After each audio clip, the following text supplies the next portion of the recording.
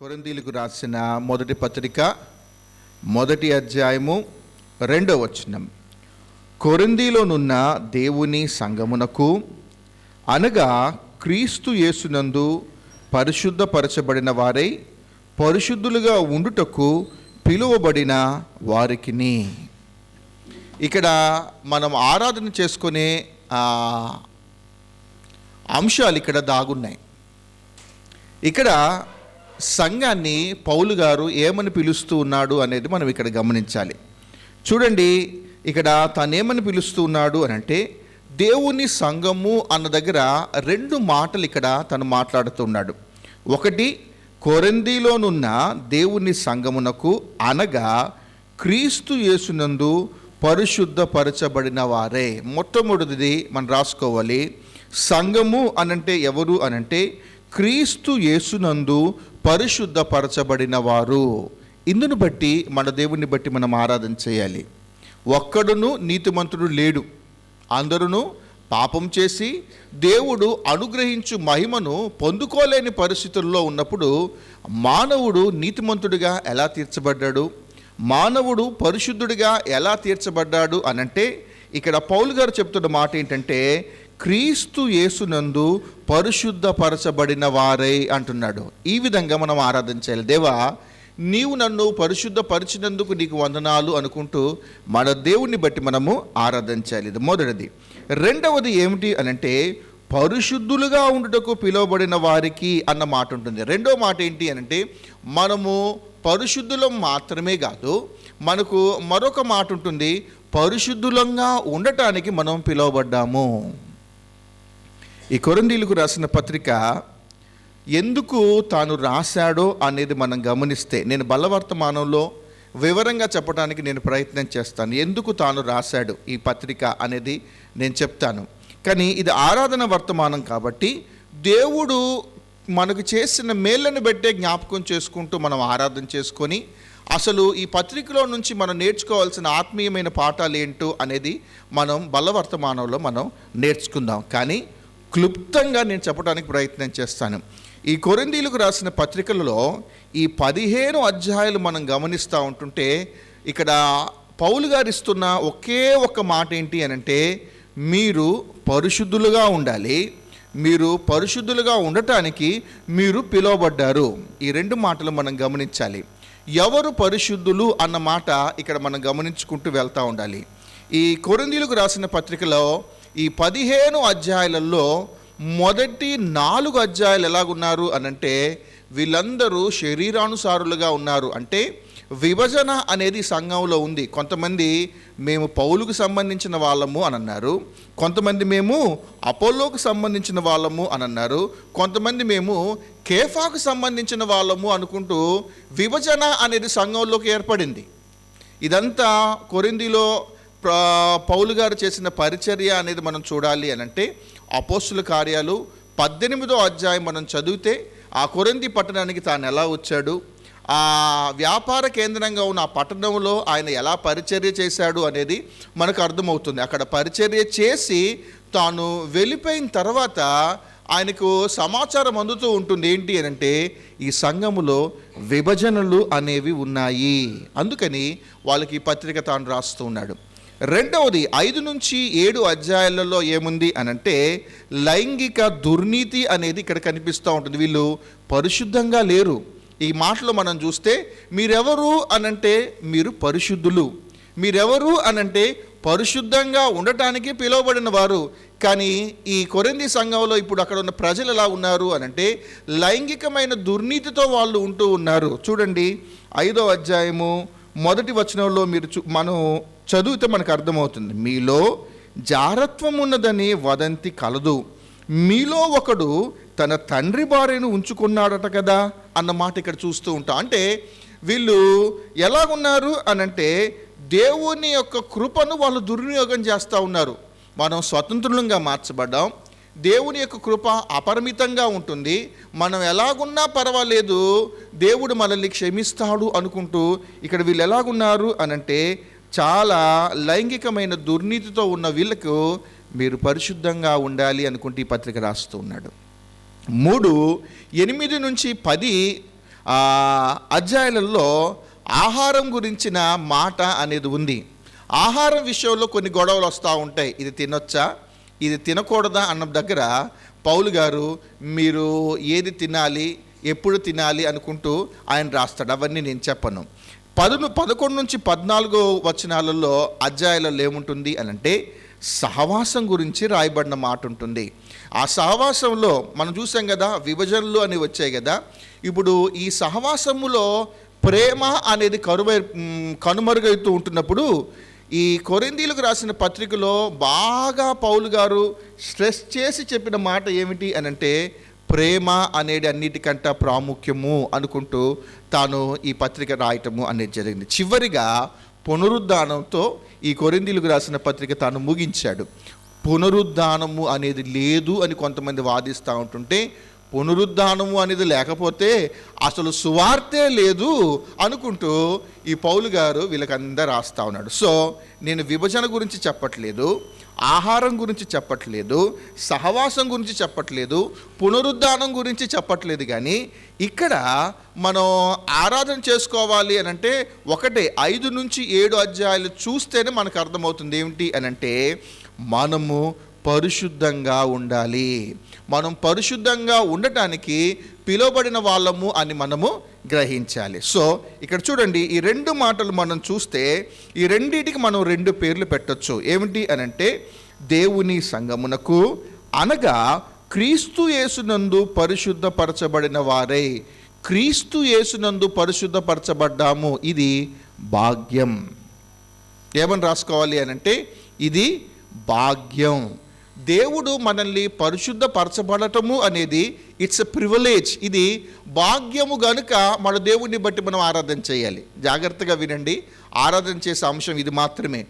మనము అనీతిమంతులము, మనము అపరిశుద్ధులము, మనము పాపం చేత అపరాధము చేత మానవుడు చచ్చిన పరిస్థితులలో ఉన్నాడు, మానవుడు చీకటిలోనే ఉన్నాడు.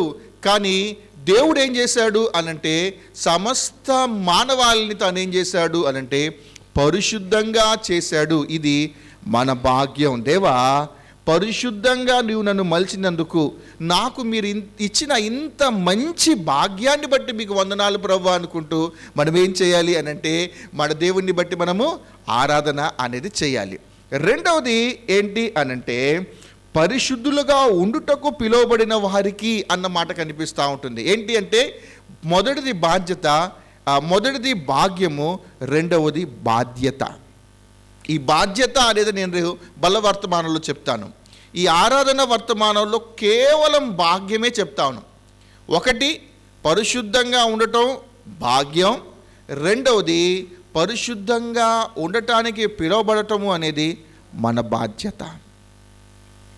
భాగ్యము అనేది దేవుని ద్వారా వచ్చింది, బాధ్యత అనేది మనం కల్పించుకుంటూ వెళ్తూ ఉండాలి. అర్థమవుతుందా? సరే, ఈ 2 మాటలలో మనం ఏం గమనించాలి అనంటే మనము పరిశుద్ధులము. ఇంగ్లీష్లో ఏముంటుంది అనంటే in Christ you are sanctified అన్న మాట ఉంటుంది. మనం పవిత్రులుగా దేవుడు మనల్ని చేసినందుకు, ఈ ధన్యత దేవుడు మనకిచ్చినందుకు మన దేవుణ్ణి బట్టి మనము ఆరాధన చేయాలి. నిజంగా మనకు అర్థమవుతుంది, మన గత జీవితం వేరు, ప్రస్తుత జీవితం వేరు. గత జీవితంలో ఉన్న మన ఆలోచనలు వేరు, గత జీవితంలో ఉన్న మన పనులు వేరు. ప్రభువును సొంత రక్షకుడిగా అంగీకరించి మారు మనసు పొందిన తర్వాత మన ప్రతి ఆలోచన కానీ, మన ప్రతి పని కానీ, మన మాట కానీ మనం ఇంత జాగ్రత్తగా మనం ఉంచుకోగలుగుతూ ఉన్నాము అనంటే దేవుడిచ్చిన భాగ్యం ఇది. ఆయన మనల్ని పరిశుద్ధులుగా తీర్చినందుకు మన దేవుణ్ణి బట్టి మనము ఆరాధన అనేది చేయాలి. చూడండి, ఆయన ఎలా మనల్ని పరిశుద్ధులుగా చేశాడు అనేది కొన్ని మాటలు మనం చూసుకుందాం. ఈ భాగ్యాన్ని మనం చూద్దాం. చూడండి, కొరింథీయులకు రాసిన మొదటి పత్రికలోనే 6వ అధ్యాయము 9-10 వచనాలు చూడండి. అన్యాయస్తులు దేవుని రాజ్యమునకు వారసులు కానేరని మీకు తెలియదా? దేవుని రాజ్యమునకు వారసులు కానేరని మీకు తెలియదా? మోసపోకుడి జారులైనను విగ్రహారాధికులైనను వ్యభిచారులైనను ఆడంగితనము గలవారైనను పురుష సంయోగులైనను దొంగలైనను. మనం ఇప్పుడు కాలిఫోర్నియా లాస్ ఏంజలస్లో చూస్తూ ఉన్నాం కదా. ఇప్పుడు ఆ ప్రదేశాలంతా ఇలానే ఉన్నాయి. వాళ్ళు దేవుణ్ణి వెకరిస్తూ ఉన్నారు. వాళ్ళ గురించి ఏంటంటే మోసపోకుడి, దేవుడు వెకరించబడడు. వీళ్ళందరూ దేవుని రాజ్యానికి వారసులు కారు. ఎందుకు అనంటే పరిశుద్ధంగా లేకపోతే మనం దేవునికి వారసులంగా ఉండలేము. ఆయన పరిశుద్ధుడు గనుక ఆయన పిల్లలైన మనల్ని కూడా ఆయన పరిశుద్ధులుగా ఉండాలని కోరుకుంటూ ఉంటారు. రేపు ఒక దినాన్న సంఘము యుగయుగాలు దేవునితో సహవాసము అనేది చేయాలి అనంటే దేవుడు చేసిన మొట్టమొదటి పని ఏమిటి అనంటే మనల్ని పరిశుద్ధులుగా ఆయన మార్చినందుకు, పరిశుద్ధులుగా ఆయన మార్చాడు గనక పరిశుద్ధులు మాత్రమే దేవుని యొక్క వారసులుగా ఉండబోతూ ఉన్నారు, దేవునితో సహవాసం చేయబోతూ ఉన్నారు. ఇక్కడ అంటున్నారు ఇలాంటి వాళ్ళు దేవుని రాజ్యమునకు వారసులు కారు. చూడండి, ఇంకా 10వ వచనంలో కూడా ఉంది, దొంగలైనను లోబులైనను త్రాగుబోతులైనను దోషకులైనను దోచుకొనువారునైనను దేవుని రాజ్యమునకు వారసులు కానేరరు. అయితే మీలో కొందరు అటివారై ఉంటిరి కానీ ప్రభు అయిన యేసు క్రీస్తు నామమునను ఆయన మన దేవుని ఆత్మయందును మీరు కడగబడి పరిశుద్ధపరచబడిన వారై నీతిమంతులుగా తీర్చబడితిరి. ఇందును బట్టి మన దేవుని బట్టి మనం ఆరాధన చేయాలి. 9-10 వచనాలు ఒకవేళ మన గతమైతే అక్కడ ఎలాగుండకూడదో ఆ 2 వచనాలలో మనకు కనిపిస్తూ ఉన్నాయి. ఒకవేళ ఆ 9-10 వచనాలు అనేది మన గతమైతే ఇప్పుడు యేసు క్రీస్తు ప్రభువారు మనల్ని ఏం చేశాడు అనంటే ఆయన ఏం చేశాడు, మనల్ని దేవుని ఆత్మయందు మీరు కడగబడ్డారు. దేవా, నా పాపాలన్నిటిని మీరు తుడిచివేసినందుకు, నా పాపాలన్నిటిని మీరు కడిగినందుకు మీకు వందనాలు అనుకుంటూ మన దేవుణ్ణి బట్టి మనము ఆరాధన అనేది చేయాలి. రెండవది, ఆయన మనల్ని పరిశుద్ధపరిచినందుకు మన దేవుణ్ణి బట్టి మనం ఆరాధన చేయాలి. మూడవది, నీతిమంతులుగా మీరు తీర్చబడితిరి అన్న మాట దగ్గర నీతిమంతులుగా చేసినందుకు మన దేవుణ్ణి బట్టి మనం ఆరాధన చేయాలి. ఈ మూడు మాటలు గమనించండి.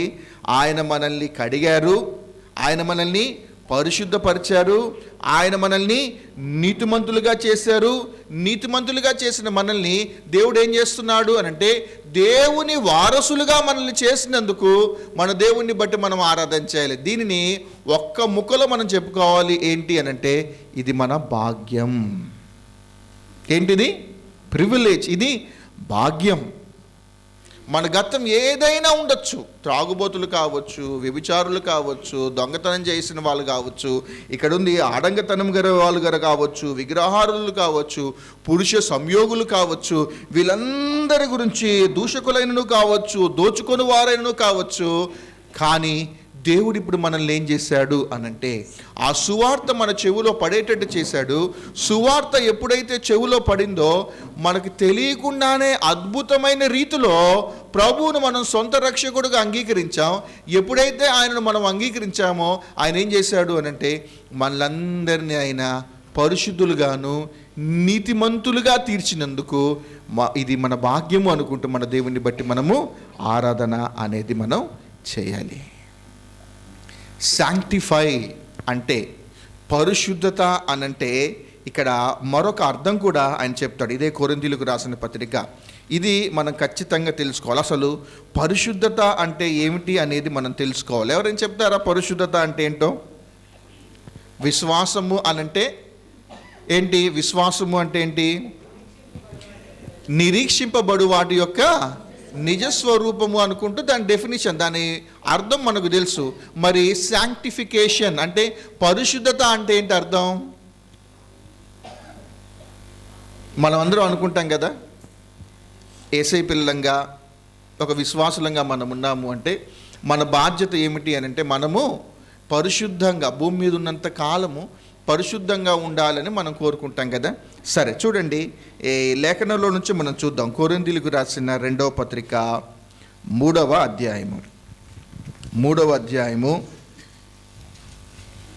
18వ వచనం చూడండి. మనమందరమును ముసుకులేని ముఖముతో ప్రభువు యొక్క మహిమను అద్దము వలె ప్రతిఫలింపజేయుచు మహిమ నుండి అధిక మహిమను పొందుచు ప్రభువగు ఆత్మచేత ఆయన పోలికగానే మార్చబడుచు ఉన్నాము. ఇది సాంక్టిఫికేషన్ అంటే. పరిశుద్ధపరచబడటము అనంటే అర్థం ఏమిటి అనంటే, మనమందరము ఒక దినాన్న ప్రభు సన్నిధిలోనికి మనం వెళ్తాం. ఆయన సింహాసనం మీద ముందు మనం అలా నిలబడతాం.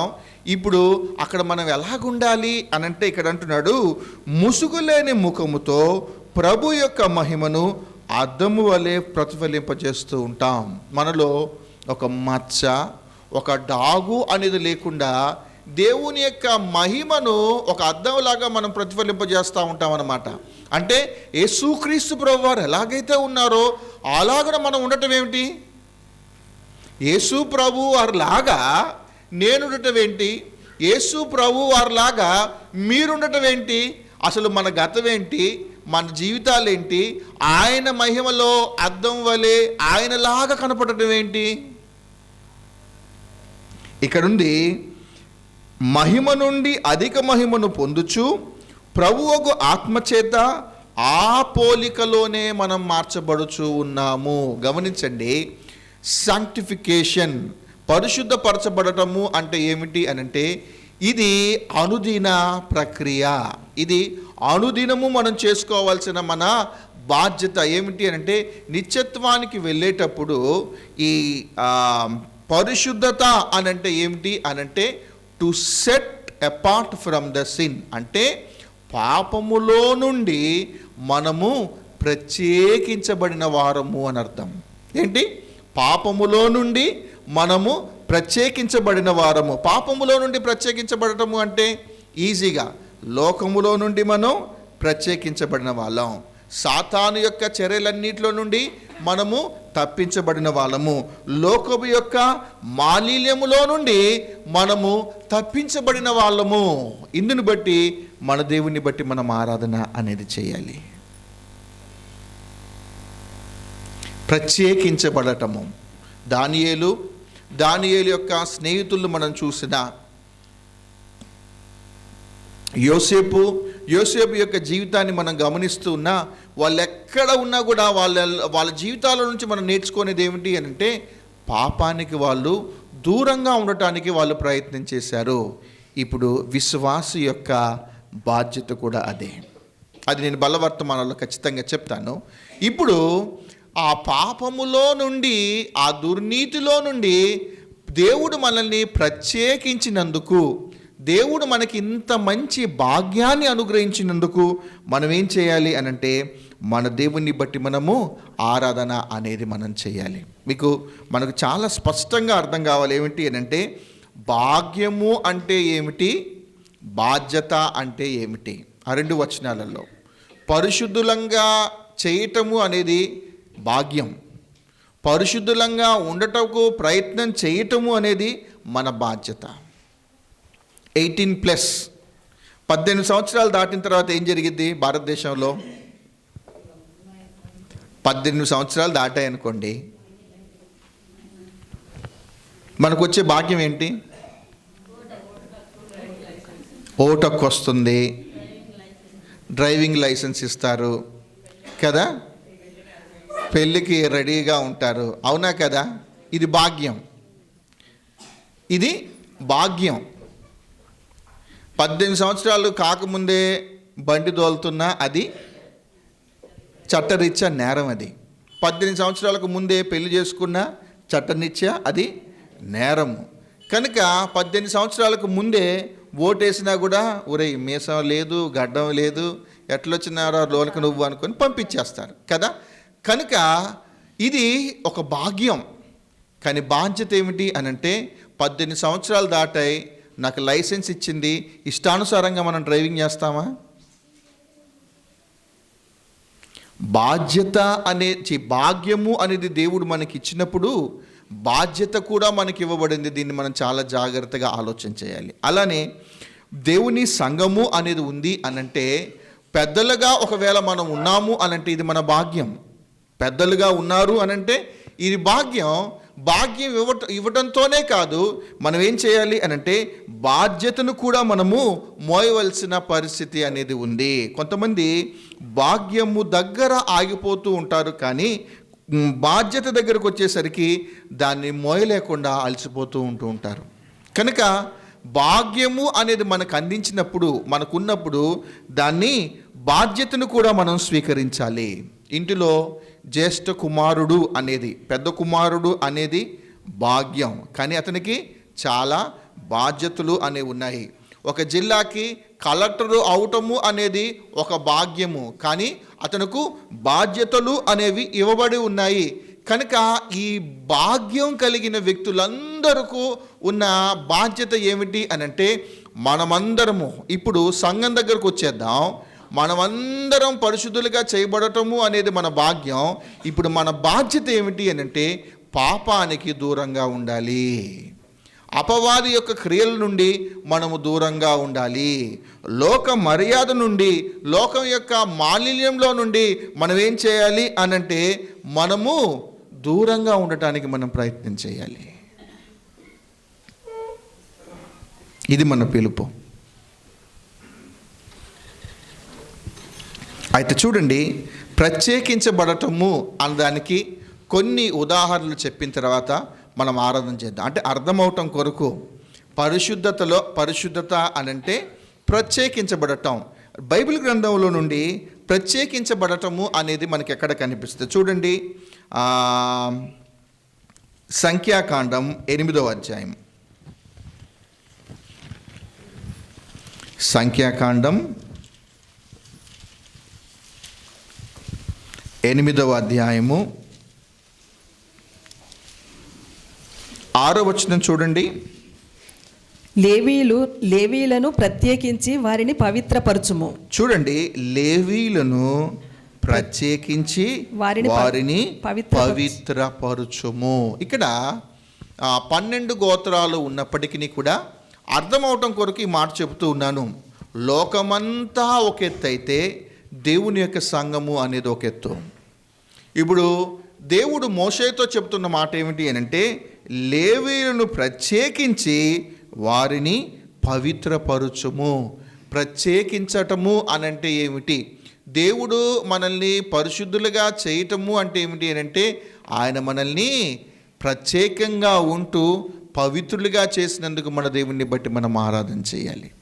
రెండవది చూడండి, ఇదే 8వ అధ్యాయం 14వ వచనం చూడండి. అట్లు నీవు ఇశ్రాయేలులో నుండి లేవీయులను వేరుపరచవలెను. వేరుపరచబడటము అంటే లోకములో నుండి ఒక విశ్వాసి వేరుపరచబడటము అనేది పరిశుద్ధత. సంఘము అనన్నా అదే అర్థం వస్తుంది. సంఘము అనంటే పిలువబడిన వాళ్ళు. ఈ పిలువబడిన వాళ్ళు ఇప్పుడు ఎలాగుండాలి? శాంక్టిఫైడ్ కానీ పరిశుద్ధులుగా ఉండాలి. పిలువబడిన వాళ్ళు పరిశుద్ధంగా ఉండాలి. పిలువబడిన వాళ్ళు పవిత్రంగా ఉండాలి. పిలువబడిన వాళ్ళు లోకములో నుండి వేరుపరిచిన వాళ్ళై ఉండాలి. అలానే 15వ వచనంలో కూడా ఉంది చూడండి. ఏలయనగా మనుషుల్లోను పశువుల్లోను ఇశ్రాయేలులో తొలిచూలి అయినది యావత్తును నాది. ఐగుప్తు దేశంలో తొలిచూలి అయిన ప్రతి వానిని నేను సంహరించిన నాడు వారిని నా కొరకు ప్రతిష్ఠించుకొంటిని. వారు నా కొరకు ప్రతిష్ఠించుకొంటిని. ఈ 16వ వచనం నేను చదువుతాను చూడండి. ఇశ్రాయేలీలలో వారు నా వశము చేయబడిన వారు. ఇదే 16వ వచనంలో చివరిలో వారు ప్రథమ సంతానం అంతటిని ప్రతిగా నేను వారిని తీసుకొని ఉన్నాను. 17వ వచనంలో చివరిలో ఉంటుంది వారిని నా కొరకు ప్రతిష్ఠించుకొంటిని. ఈ 6, 15, 16, 17 వచనాలలో అక్కడ మనం అండర్లైన్ గీసుకోవాల్సిన మాట ఏమిటి అంటే, మన ఉన్న ధన్యత గురించి ఇక్కడ చెబుతూ ఉన్నాడు. పరిశుద్ధత అంటే ఏమిటి అని అంటే వారిని ప్రత్యేకించి పవిత్రపరచటం. వారు నా వశములో ఉన్నవారు, వారు నా ప్రథమ సంతానము, నేను వారిని తీసుకొంటిని, నేను వారిని నా కొరకు ప్రతిష్ఠించుకొంటిని. మనం దీన్ని చాలా జాగ్రత్తగా అర్థం చేసుకోవాలి. ఒక మోజెస్, లేకపోతే మీ పేరు మీరు పిలుచుకోండి, మనుషులు అనుకోండి, ఆయన తన వశములో మనల్ని చేసుకోవటం ఏమిటి? ఆయన తన వశములో నన్ను తీసుకోవటం ఏమిటి? ఆ సర్వ సృష్టికర్త అయిన గొప్ప దేవుడు ఆయన నన్ను ప్రతిష్ఠించుకోవటం ఏమిటి? దీన్ని ఏమంటాము అనంటే, ఇది మన భాగ్యం. దేవా, నా జీవితంలో మీరు చేసిన ఇంత గొప్ప భాగ్యాన్ని బట్టి వందనాలు అనుకుంటూ మన దేవుని బట్టి మనం ఆరాధించాలి. సరే, ఇది పాత నిబంధన అనుకుందాం. ఇది లేవీయులకు సంబంధించింది కదా. వాళ్ళంటే ప్రత్యేకించబడ్డారు, వాళ్ళను దేవుడు వేరుపరిచాడు, వాళ్ళను దేవుడు ప్రతిష్ఠించుకున్నారు. వాళ్ళకును ఇప్పుడు సంఘంలో ఉన్న మనకు సంబంధం ఏంటి అనుకుంటే, ఇదే మాటలు సంఘంలో ఉన్న మనకు కూడా ఆపాదించబడ్డాయి. ఇదే మాటలు మన గురించి కూడా రాయబడి ఉన్నాయి. చూడండి, నూతన నిబంధనలో 1 పేతురు పత్రిక 2వ అధ్యాయము, 1 పేతురు పత్రిక 2వ అధ్యాయము 9వ వచనం చూడండి. అయితే మీరు చీకటిలో నుండి ఆశ్చర్యకరమైన తన వెలుగులోనికి మిమ్మును పిలిచిన వాని గుణాతిశయములను ప్రచురము చేయు నిమిత్తము. చాలండి. ఇక్కడ ఒక చిన్న మాట చూసుకున్న తర్వాత మనం ఆరాధన చేసుకుందాం. ఇప్పుడు దేవుడు మనల్ని ఎందుకు వేరుపరిచాడు? దేవుడు ఎందుకు మనల్ని పిలుచుకున్నాడు? దేవుడు ఎందుకు మనల్ని ప్రతిష్ఠించుకున్నాడు? దేవుడే మానవుడిగా వచ్చి సిలువలో ప్రాణం పెట్టి మన కొరకు ఆయన రక్షణ కార్యం చేయటానికి గల కారణం ఏమిటి అంటే, ఇక్కడ చెప్తూ ఉన్నాడు, మీరు చీకటిలో నుండి ఆశ్చర్యకరమైన వెలుగులోనికి మిమ్మల్ని పిలిచినవాడు ఆయన. చీకటిలో ఉన్న మనల్ని వెలుగులోనికి తీసుకొని వచ్చాడు. అది మీ భాగ్యం. అయితే పిలువబడిన మీరందరూ, పరిశుద్ధులుగా మీరందరూ చేయాల్సిన పని ఏమిటి అని అంటే, ఇక్కడ చెప్తున్నాడు, పిలిచిన వాని గుణాతిశయములను ప్రచురము చేయు నిమిత్తము. ఒక్కసారి నాకెళ్ళి చూడండి అమ్మ, ఇది ఒకటి అర్థమైతే చక్కగా ఆరాధన చేయొచ్చు. నాకెళ్ళి చూడండి. ఇప్పుడు మనల్ని ఎందుకు పరిశుద్ధులుగా చేశాడు అనంటే, మనల్ని పిలిచిన, మనల్ని పరిశుద్ధులుగా చేసిన ఆ దేవుని యొక్క గుణాతిశయములను ప్రచురము చేయటము అనేది మన బాధ్యత. ఒకసారి మనం ప్రశ్న వేసుకోవాలి. ఆయన మనల్ని కడిగాడు, ఆయన మనల్ని పరిశుద్ధులుగా చేశాడు, ఆయన మనల్ని నీతిమంతులుగా చేశాడు, చీకటిలో నుండి ఆశ్చర్యకరమైన వెలుగులోనికి మనల్ని తీసుకొని వచ్చాడు. ఇప్పుడు అలా తీసుకొని వచ్చిన ఆ దేవుని యొక్క గుణాతిశయములను ఒక విశ్వాసిగా, ఒక పరిశుద్ధపరచబడిన వ్యక్తిగా, ఒక నీతిమంతుడిగా దేవుని యొక్క గుణాతిశయములను మనం ప్రచురం చేస్తూ ఉన్నామా? మనం ఎవరము అని అంటే, ఇక్కడ అంటున్నాడు, ఏర్పరచబడిన వంశమును, రాజులైన యాజక సమూహమును, పరిశుద్ధ జనమును, దేవుని సొత్తైన ప్రజలునై ఉన్నారు. సేమ్ లేవీయులకు ఏదైతే ఆపాదించాడో, సంఘంలో ఉన్న ఒక సామాన్యమైన ఒక విశ్వాసులకు కూడా దేవుడు ఇదే ఆపాదించాడు. పేతురు గారు అంటా ఉన్నారు, మనం ఎవరము అని అంటే, మనం కూడా లేవీయులాగానే ఏర్పరచబడిన ఒక వంశం. మనం కూడా ఎవరము అనంటే, రాజులైన యాజక సమూహము. మనము కూడా ఎవరము అనంటే, పరిశుద్ధ జనము. మనం కూడా ఎవరము అనంటే, దేవుని సొత్తైన ప్రజలమై ఉన్నాము. 10వ వచనంలో ఉంటుంది, ఒకప్పుడు ప్రజగా ఉండక ఇప్పుడు దేవుని ప్రజ అయితిరి, ఒకప్పుడు కనికరింపబడక ఇప్పుడు కనికరింపబడిన వారైతిరి. ఒకప్పుడు ఈ భాగ్యం లేదు. యేసుక్రీస్తు ప్రభువారు భూమి మీదకి వచ్చేంత వరకు కూడా మనకి ఈ భాగ్యం లేదు. ఒకప్పుడు ఈ కనికరము అనేది లేదు. ఒకప్పుడు ఏముంది, ఆయన ప్రజగా ఉండే అర్హత అనేది మనకు లేదు. ఇప్పుడు ఈ పత్రికలో నుండి మనం నేర్చుకోవాల్సిన ఒక శ్రేష్టమైన పాఠం ఏమిటి అని అంటే, ఆయన ప్రజగా ఉండే అర్హత అనేది లేదు, ఆయన కనికరం పొందే అర్హత అనేది లేదు, అంటే ఆ భాగ్యము అనేది మనకు లేదు. మనం చీకటిలో ఉన్నవాళ్ళం, మనం అపవిత్రులుగా ఉన్నవారం, మనం పాపములో ఉన్న వాళ్ళము, మనకు సాతానికి సంబంధించిన వ్యక్తులంగా మనం ఉన్నాము. అయితే కట్ చేసి చూస్తే ఇప్పుడు దేవుని సంఘము అనగా పరిశుద్ధులుగా చేయబడిన వారు అంటున్నాడు ఆయన. క్రీస్తునందు పరిశుద్ధులుగా చేయబడిన వారు, దేవా మీరు నన్ను పరిశుద్ధునిగా చేసినందుకు మీకు వందనాలు అనుకుంటూ ఈ ఉదయకాలం సమయంలో మన దేవుణ్ణి బట్టి మనం ఆరాధన చేద్దాం. ఇది మన భాగ్యం. ఇంత మంచి భాగ్యాన్ని ఇచ్చినందుకు ప్రతి ఒక్కరం కళ్ళు మూసుకొని దేవుణ్ణి బట్టి మనం ఆరాధన చేద్దాం. దయచేసి కళ్ళు మూసుకోండి, ఆరాధన చేసుకుందాం.